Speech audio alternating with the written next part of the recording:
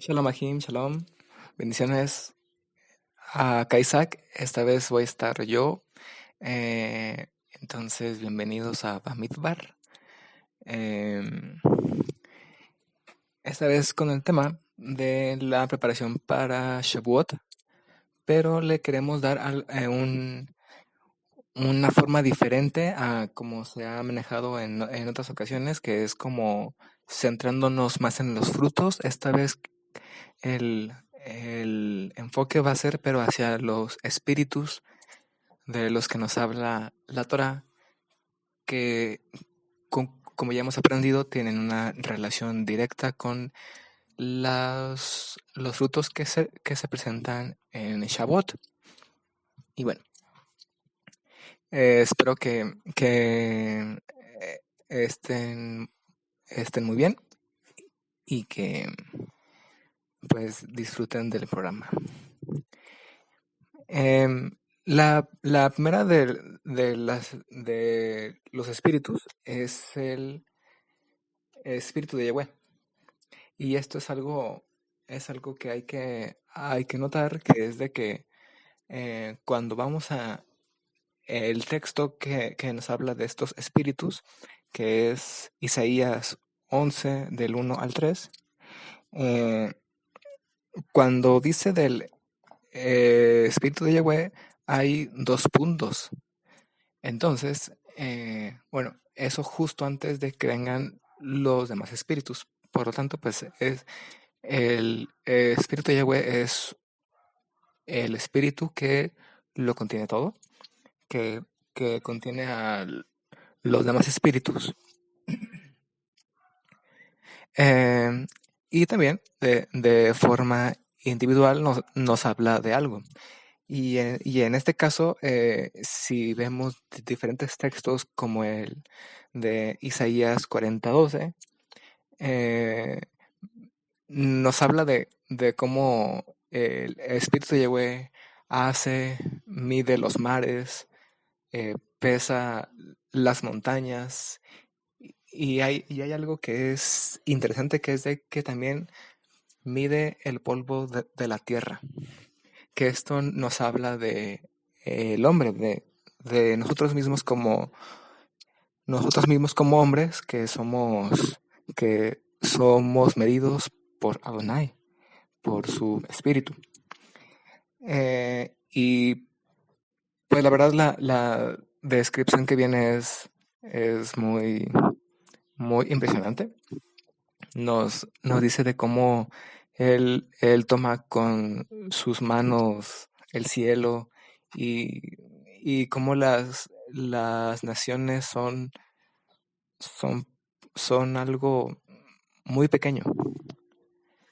Y también algo que hay que notar es de que es un espíritu independiente.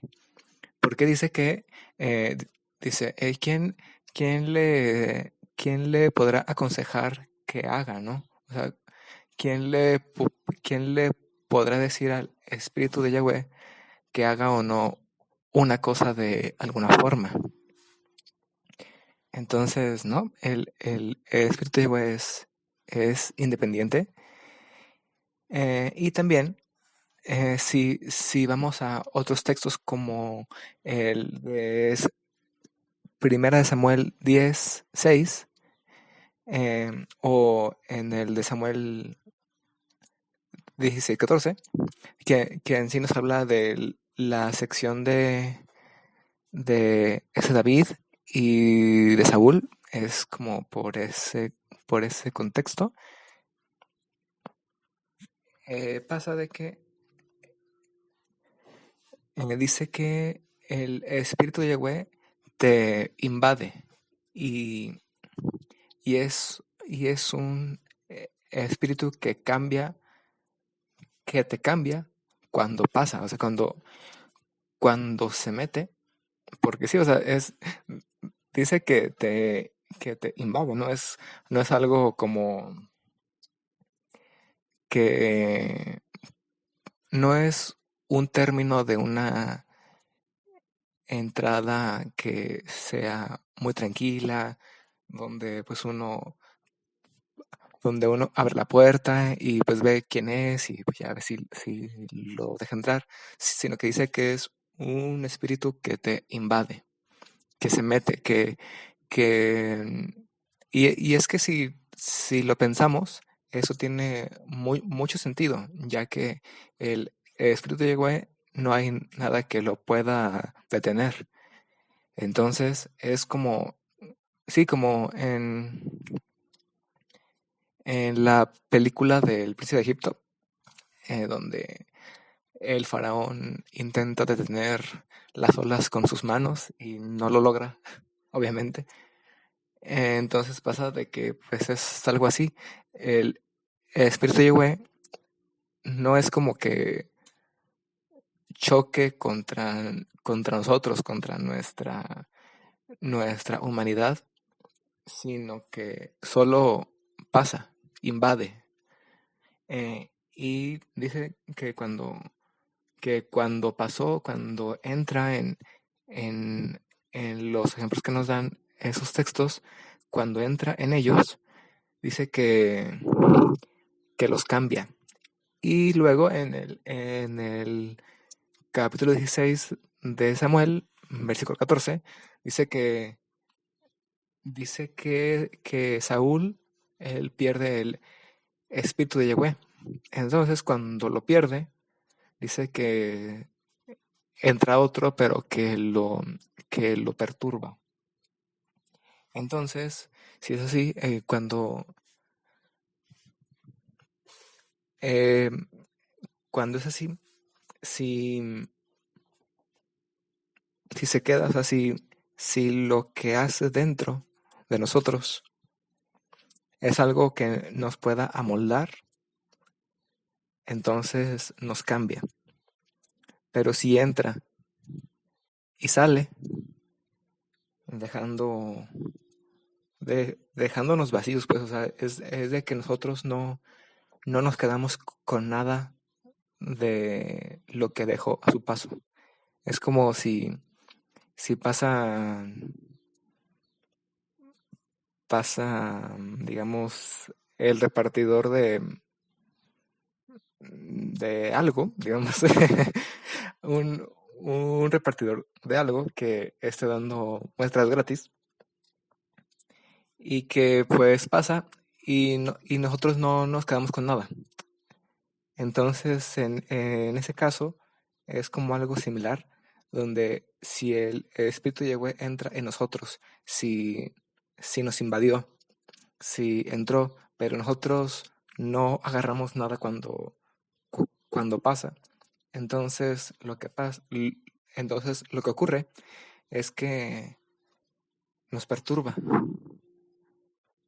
porque nuestro espíritu, sí, es como una especie, digamos, como de que entra algo que es fantástico, que nos alumbra y después de eso como que todo está corto. Entonces, pues sí, cuando Saúl incumple la voluntad de Adonai, entonces ya no puede tener en él el espíritu de Yahweh.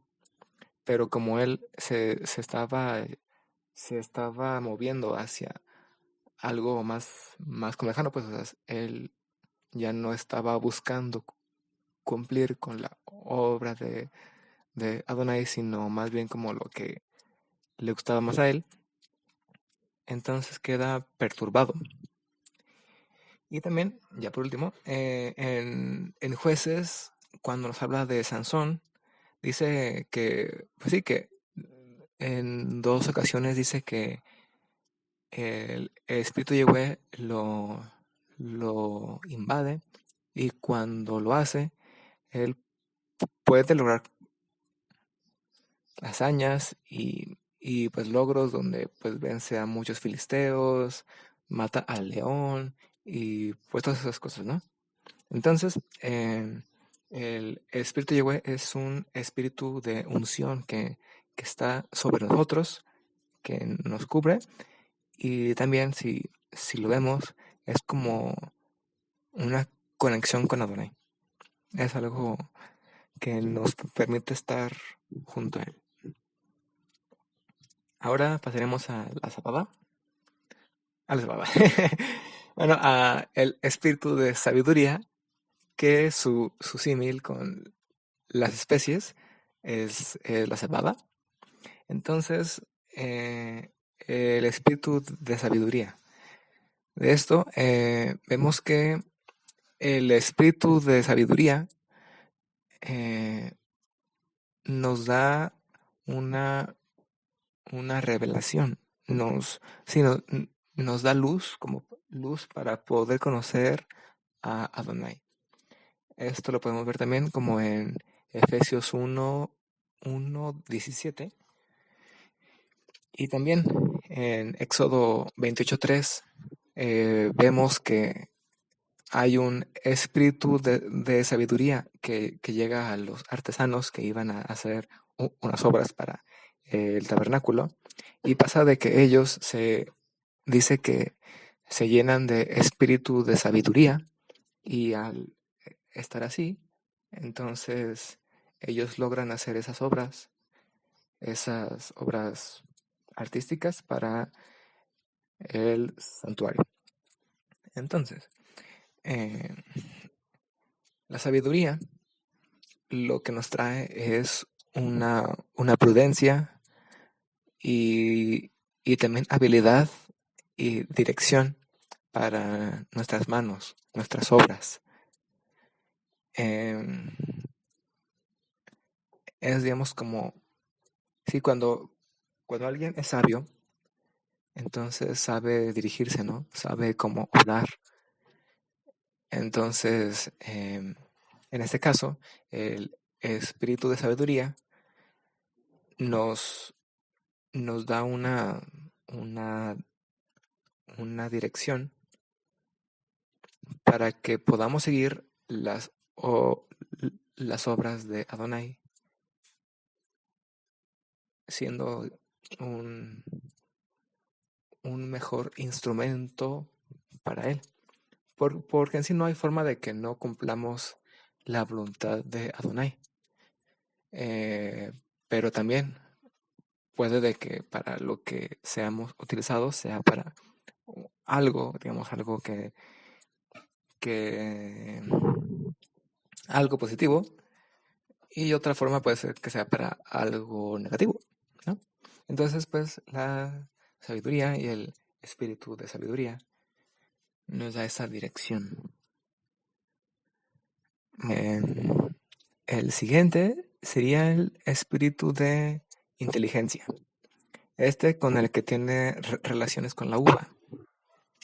Entonces, la inteligencia.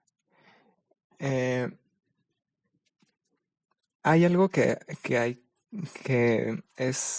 fue de lo más interesante que encontramos en ese rato, que fue que si recordamos en número 6:3, nos dice que el Nazir, durante su voto, evita las uvas, el vino y las pasas.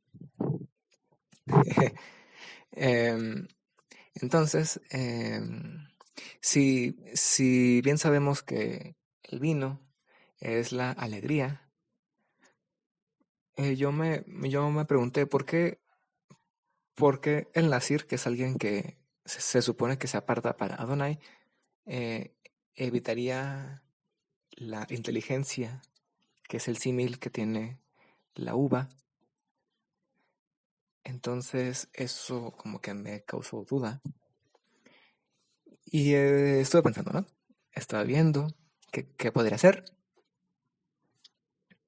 Y me di cuenta de algo, que es de que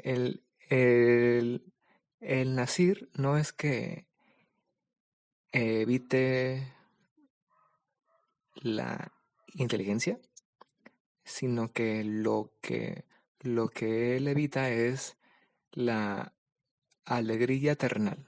Es como euforia, más bien, porque él porque él encuentra alegría, pero en la justicia de Adonai. Es como una plenitud, ¿no?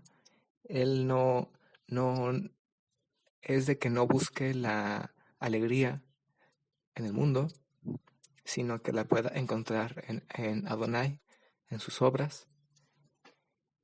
Y también no solo es esto, sino que hay algo que está interesante, que nos dice que en Deuteronomio 23, 25, 26, a ver, es Deuteronomio capítulo 23, versículos 25 al 26, donde dice que estando en casa de alguien puedes comer las uvas que quieras y arrancar espigas con la mano, pero no se meten en la bolsa ni introduces tu mies, que era como una especie como de herramienta de trabajo del campo, en su tierra, en la tierra de tu prójimo, ¿no? Entonces, eso es algo interesante, porque nos dice que podemos tomar, siendo de que son, pues digamos, las tierras y los frutos de alguien más.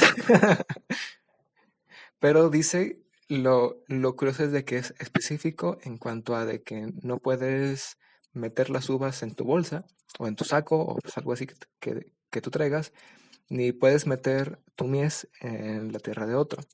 Entonces, eso que nos puede dar a nosotros es de que no, sí, como que en esa misma plenitud del espíritu de inteligencia, es de que solo tomamos lo que necesitamos, lo que es necesario para que podamos seguir, ¿no? Es como una especie como de, así como lo del texto que nos habla de que si Adonai alimenta a las aves y cuida de ellas, siendo que no tienen una casa, no trabajan, no hacen, pues sí, como nuestro tipo de esfuerzo, que nunca les falta el comer ni ni el refugio. Entonces es como algo así, que al ser inteligente, entonces estás saciado de tu necesidad, no te hace falta tantas cosas. Y hay algo que está interesante, que es que dicen Deuteronomio 32:32, dice que las uvas de Sodoma y Gomorra, eh, supongo que recuerdan la ciudad esa que en los tiempos de Abraham, que la destruye Adonai, bueno, la destruye Adonai porque estaban muy corrompidas. Entonces, dice que las uvas de Sodoma y Gomorra eran, eran venenosas y amargos sus racimos. Entonces, ¿esto qué sería? Si las uvas son la, la inteligencia y más en específico el espíritu de inteligencia, es de que la inteligencia de los deseos carnales, de nuestros deseos, nos hace daño. Porque si no, es como, bueno, yo creo que si no les ha pasado, si saben de personas que cuando están, eh, que cuando están bajo el efecto del alcohol o de las drogas, eh, que tienen ideas muy locas y muy malas. Pero que en ese momento, en ese estado, suenan como ideas fantásticas, ideas geniales, que quién sabe cómo no se les ocurrieron antes. Entonces las hacen y salen mal. Entonces es como algo así, que las uvas, que es la inteligencia de Sodoma y Gomorra, que era pues un ejemplo de, digamos, la, la vida carnal, nos hace daño porque están amargas y son venenosas. Y también hay algo más sobre las uvas y la inteligencia que hay que notar. Y esto se me hizo interesante. Era en Primera de Macabeo 6:34, donde dice que el rey que iba contra Judas, que es como el estelar de la historia, dice que le mostró jugo de uvas y moras a los elefantes para prepararlos para la batalla.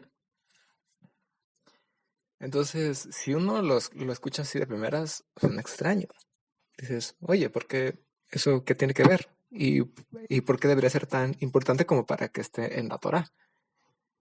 Porque si uno revisa bien, yo creo que ninguna cosa en la Torá está de más, ninguna cosa excede y ninguna falta. Entonces, estuve buscando y descubrí que a los elefantes se emborrachan fácilmente. Eso porque su cuerpo no procesa bien el alcohol, entonces se emborrachan fácilmente y como que les gusta, ¿verdad? Pero también es algo que hay que notar, que es de que dice que ahí les dio eso, les mostró ese jugo que yo creo que era para que les pudiera llegar el olor que ya está fermentado, para que se emborracharan los elefantes y que seguramente fuesen más violentos contra los otros, ¿no? Entonces, ¿esto qué nos enseña? Que los enemigos que hay, digamos, en el mundo, eh, esas, digamos, fuerzas exteriores que están ahí y que nos pueden hacer dudar o hasta caer en nuestra emuná, usan el descontrol, la embriaguez para la guerra, para hacer daño. Y también hay es en Isaías 5:1 hasta el versículo 16, digo, sí, hasta el versículo 16, donde nos habla de una parábola. Bueno, sí es una parábola o una visión que tiene Isaías sobre una viña. Eh, entonces pasa de que esa viña no le da uvas al granjero, no crece y no crece, sino que em, se llaman, em, se llaman agreces. Dice que no da uvas, sino que da agreces. Y los agreces son las uvas que no se han madurado. Entonces, ¿esto qué sería si lo cambiamos hacia el ámbito de la inteligencia? Que es de que, eh, luego, justo después de eso, dice que la casa de Israel es viña de Yahweh. Entonces, esa casa, esa viña, es destruida si no da uvas, que son la inteligencia, sino, sino los agreces, que son uvas sin madurar. Es como una inteligencia infantil, muy básica, que no profundiza en la palabra, que no busca algo más sólido, sino que solo busca, pues sí, una inteligencia infantil. Entonces eso es peligroso. Es peligroso que no busquemos profundizar en la Torá. Porque pues sí, en la visión de Isaías, o bueno, la como historia que nos cuenta, eh, es bastante fuerte lo que le hace a la viña esa que no da que no da las uvas. Entonces, es algo interesante el ver esto. Y bueno, hay muchas cosas sobre las uvas. eh, y, y por consiguiente también, pues, de la inteligencia. Entonces, más bien quisiera cerrar esta parte del espíritu de inteligencia con el capítulo del Lucas 6, en el versículo 44, donde dice que cada árbol, que sería cada hombre, se conoce por su fruto. No se recogen uvas de la zarza. Entonces, em, dice que no se recogen uvas de la zarza. Entonces, la zarza es como una especie como de arbusto, que en este momento no me acuerdo o no sé si da frutos o no, pero no da uvas. Entonces, nosotros podemos dar un fruto de inteligencia si nuestra naturaleza se va transformando a darla. Si nos vamos acostumbrando a buscarlo, a buscar esa profundidad, entonces vamos a poder darlo. Porque si no se puede esperar que salga inteligencia de alguien que no la busca o que no la quiere.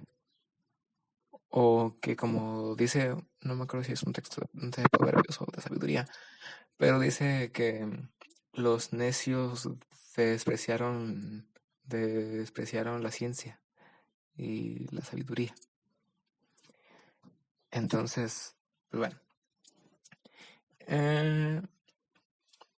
Y bueno, sigamos con el siguiente fruto y el siguiente espíritu. El siguiente espíritu es el de consejo. El espíritu de consejo, su símil es con el higo. Y vemos de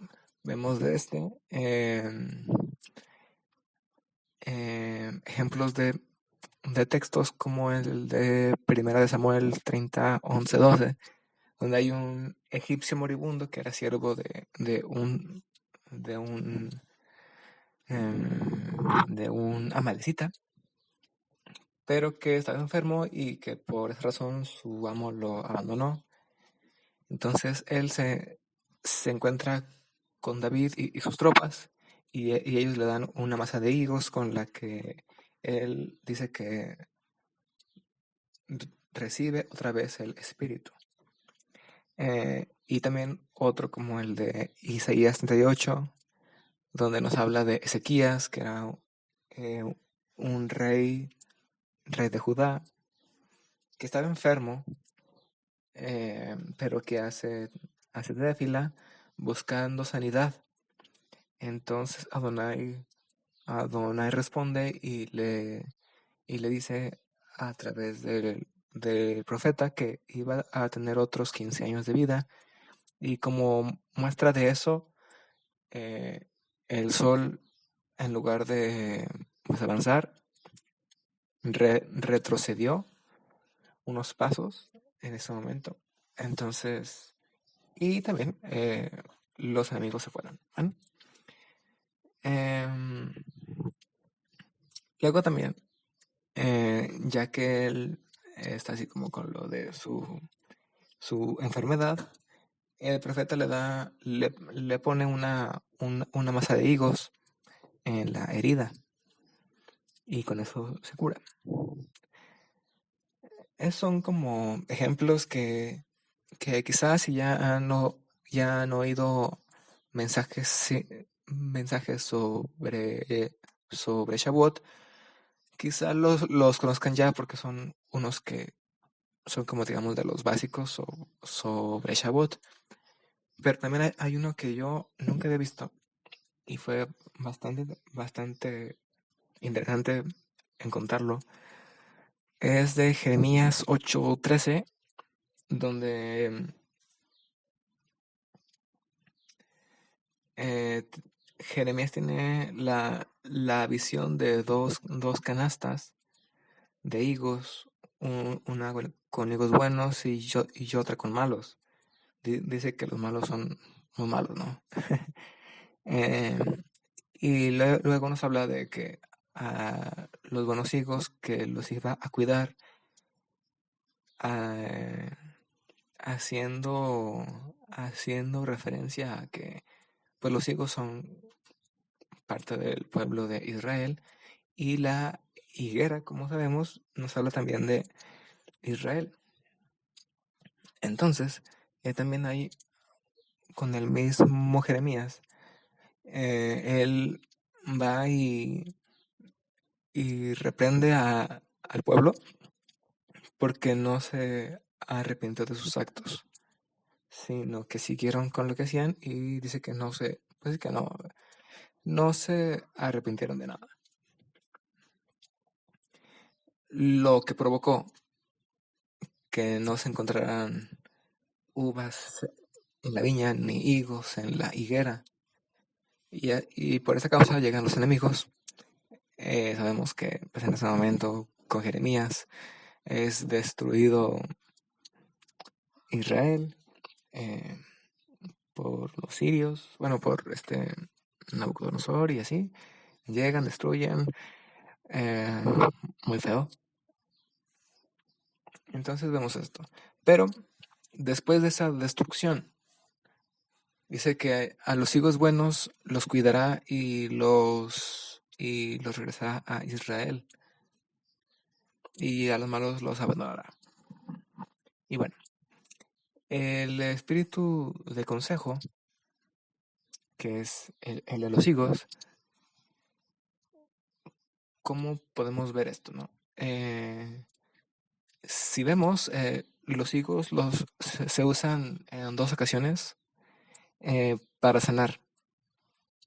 Y uno puede preguntarse, ¿en qué momento un consejo nos sana? Entonces, un consejo te sana cuando te indica el camino correcto, que nos dice alguien conocido o desconocido, algo que nos hace cambiar, que nos permite orientarnos mejor hacia algo positivo y que no nos perdamos, ¿no? Entonces, ese, en ese momento, el consejo que nos dieron nos sanó, nos regresó el espíritu, o no sé si se podría decir que nos regresó al espíritu. Pero bueno, esto también algo que es de que dice de los higos buenos, ¿no? En el ejemplo de Jeremías, em, los higos buenos serían esas personas que al estar con ellas es que ellos te logran, te logran, te logran regresar el espíritu al débil, al cansado, pero es de alguien que está cansado, ¿no? O sea, alguien que está cansado del mundo. Es como, pues sí, como esas palabras de aliento que llegan justo en su momento. Entonces, es algo muy especial. Ahora continuamos con el espíritu de fortaleza. Este nos habla pues del sacerdocio gracias a que representa a la granada. Pero también la fortaleza, ¿en qué sentido? Si vemos los ejemplos de la Torah sobre la fortaleza, como el de Colosenses 1, versículo 11, dice que la fortaleza por el poder de su gloria para toda constancia en el sufrimiento, dando con alegría. Entonces, esto ya no suena como a alguien solo que sea fuerte, sino que dice que es para toda constancia en el sufrimiento y dando con alegría. Luego en Timoteo dice que la fortaleza es un, es un revestimiento que se recibe al ser dignos de confianza. Entonces esa fortaleza la recibimos de parte de Adonai cuando somos dignos de su confianza. También nos dice que el espíritu de fortaleza es contrario al de timidez y que no hay que avergonzarnos al dar testimonio de Yahweh. No hay que tener miedo, ni ser cobardes cuando nos toca hablar de la palabra.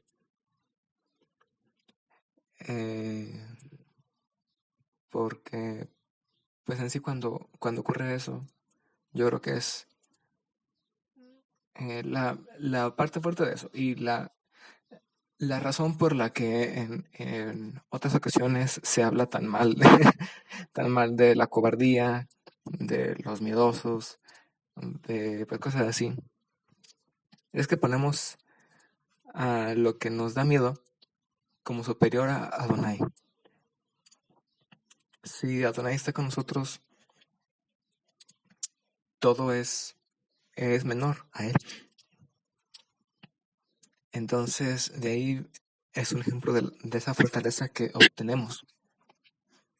Entonces, sí, es contraria a la timidez, al espíritu de timidez. Y también, si vemos el texto de 1 de Corintios 15:43, dice que se siembra debilidad y resucita fortaleza. Entonces, cuando nosotros nos acercamos a Adonai, muchas veces no estamos en nuestro mejor momento o no nos sentimos. Bueno, yo he escuchado mucho alguna frase de algunas personas que dicen que no se sienten dignos de acercarse a Adonai. Que en sí yo creo que nadie es digno de acercarnos a Adonai. Más que Yeshua. Yeshua es el único digno de hacerlo y por eso es que él sí lo puede hacer y si nosotros estamos en Yeshua somos dignos. No por nosotros, sino porque nos cubrimos de las obras de Adonai, de Yeshua. Entonces de esa manera podemos entrar. Y bueno, dice que resucita fortaleza. Entonces, es como si fuese una semilla, ¿no? Y aquí hay algo interesante, que es de que se siembra algo débil y sale algo fuerte. Y eso solo lo logra Adonai. Solo él puede sacar fortaleza de la debilidad. Y luego también nos habla el texto de Proverbios 10:29, que la senda de Yahweh es la fortaleza, pero es una fortaleza para el íntegro. porque es una ruina para los malvados. Los malvados no encuentran fortaleza en Adonai, sino que ruina. Entonces, hay que ver que esta fortaleza no es solo como un refugio, que sí hay textos que nos hablan de cómo es una fortaleza, como si se habla de una fortaleza física con pues, murallas y cosas así, pero también que es una virtud. La virtud de la fortaleza es la que recibimos con el espíritu de fortaleza proveniente, claro, del espíritu de Yahweh. Y bueno, ahora continuamos con el de oliva. Bueno, con la oliva, que es el espíritu de ciencia, y viceversa. El espíritu de ciencia, este espíritu siempre me sonaba extraño, no sabía cómo interpretarlo yo. Más que nada porque, pues decía, ¿no? Antes ya está el de sabiduría, ya está el de inteligencia. Entonces, ¿cuál es la diferencia entre el espíritu de sabiduría y inteligencia al de ciencia? Como que sonaban muy parecidos.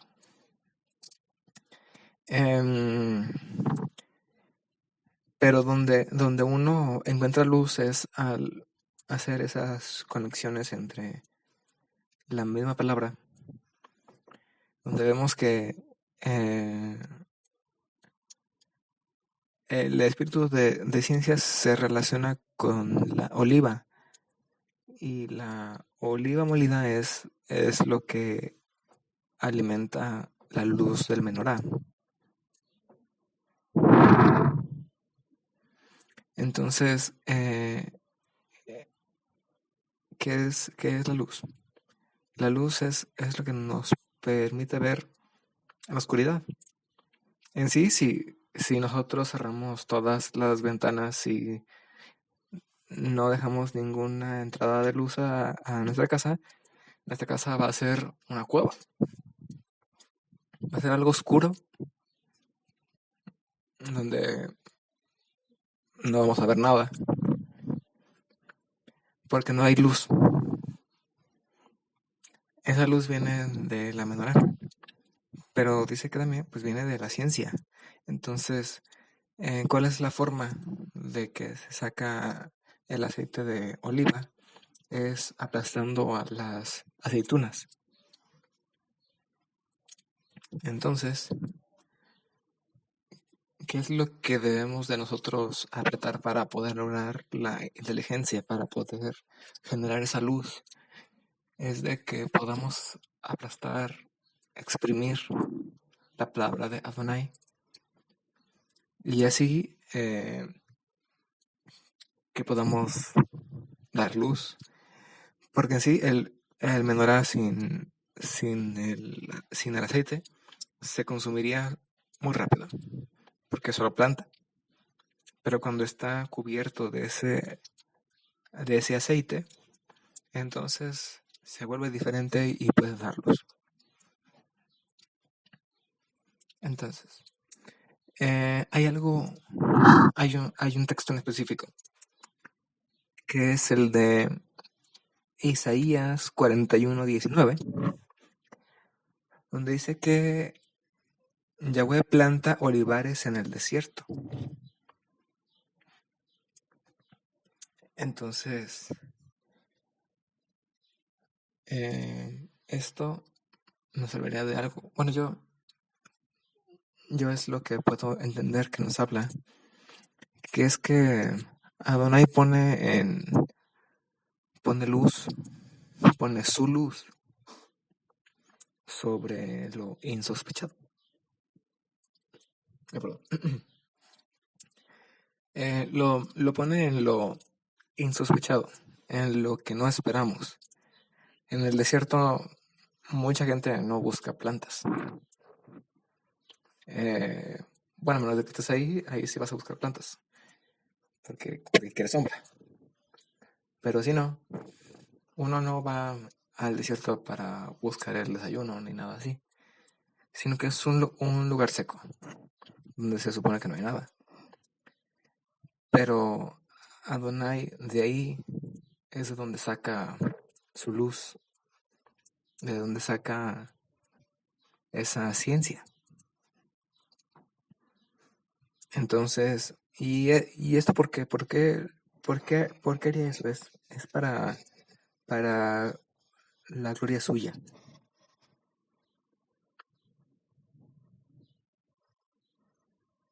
Porque entonces la, la luz de Adonai que obtenemos nosotros con esa ciencia, con ese esfuerzo por buscar en su palabra, eh, nos permite romper con la oscuridad de la ignorancia, la oscuridad de no ver nada, de no saber nada y de creer que ya lo vimos todo cuando no hemos visto nada.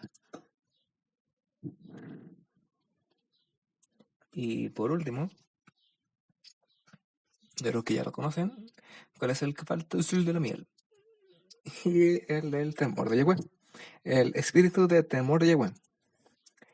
Este que casi siempre cuando lo leemos así nos suena extraño porque suena terrorífico que Adonai quiera que le tengamos miedo. Pero la Torah nos habla de esto. Proverbios, una gran parte de los textos que nos hablan sobre el temor de Yahweh están en Proverbios. Nos dice que el temor de Yahweh es odiar el mal, que el temor de Yahweh es el principio para la sabiduría, que prolonga los días y acorta los de los malvados. También que es una seguridad inexpugnable que da refugio a los hijos y que al entender el temor de Yahweh encontramos la ciencia, que como vimos antes es esa luz, es una luz para poder encontrar respuestas.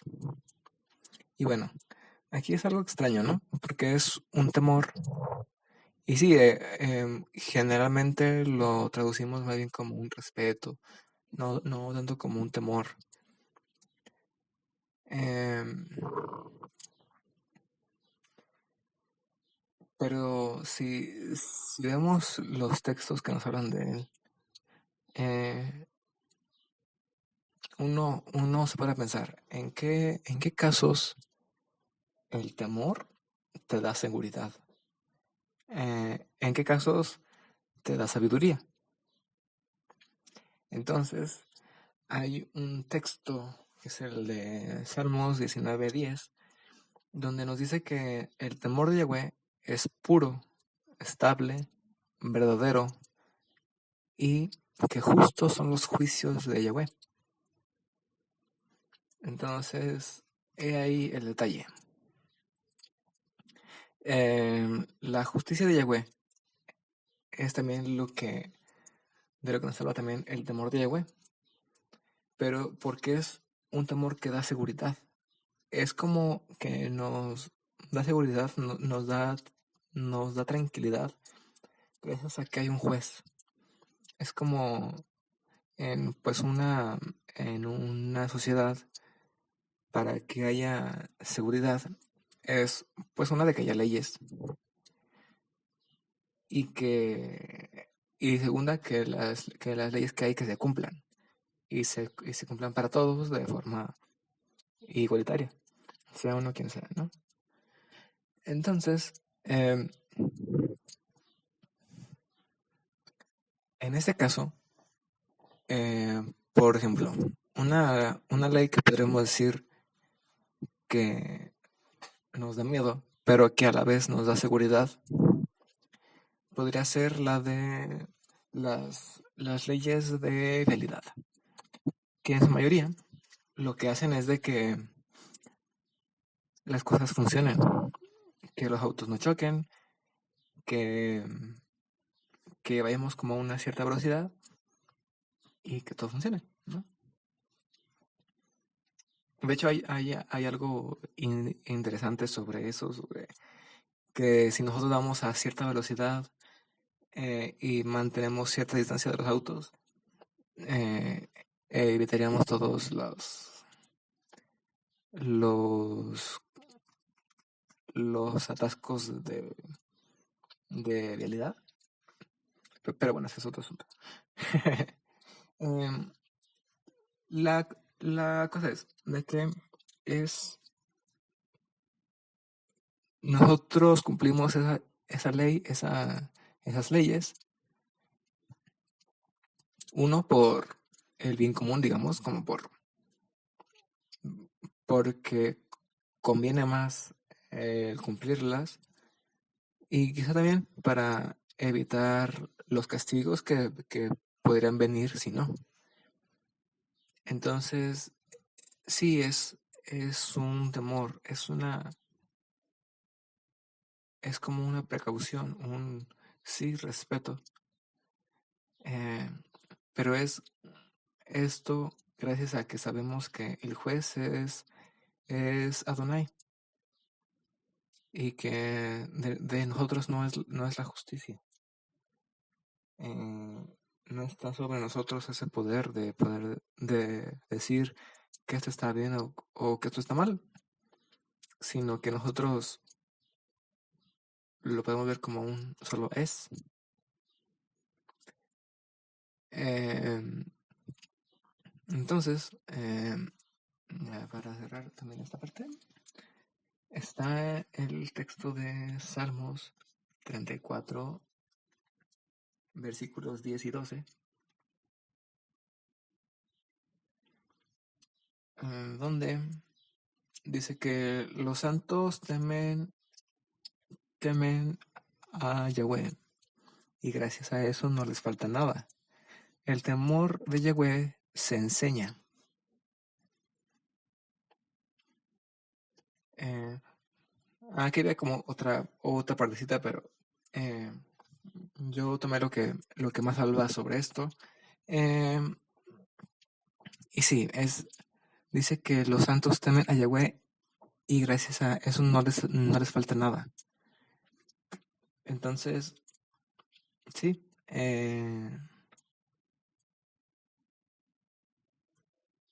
si, si a lo único que le tememos es a faltarle a Adonai, a incumplir con lo que quiere para nosotros, entonces no nos va a faltar nada, porque de otra manera, si a lo que le tememos es a faltar a las cosas del mundo, a las cosas de los hombres, o a nosotros mismos, que no querramos quitarnos nada, porque sentimos que cuando nos quitemos nos vamos a quedar sin nada. Entonces, en ese momento nos va a faltar todo, nos van a faltar muchas cosas. Nos vamos a sentir como personas necesitadas. Pero si lo que es el número uno en nuestra vida es Adonai, entonces no ocurre eso. No, no nos sentimos vacíos, sino plenos. Y claro, no es algo que ya que esté porque uno ya diga, no, es que yo estoy aquí o yo ya estoy allá. Entonces ya soy pleno, ya soy alta. Bueno, sí, la creencia, ¿no? De que todos, de que todos somos hijos de Adonai, que pues en sí no. Porque el texto nos habla de que tenemos la potestad de de ser hechos hijos, de que tenemos la oportunidad de serlo, pero nos falta, es un camino. Y ese camino es en el que estamos, es en el que vamos caminando, que a veces nos tropezamos, nos caemos, pero nos volvemos a levantar y más que nada el no perdernos ese camino, el no buscar algo que sea más sencillo, más simple y también más superficial.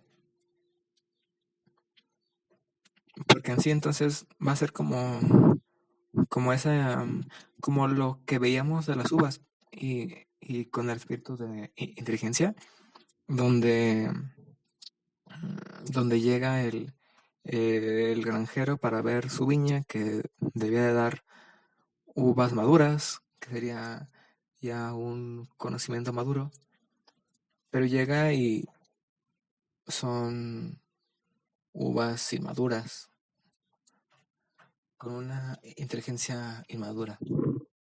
Entonces, pues bueno,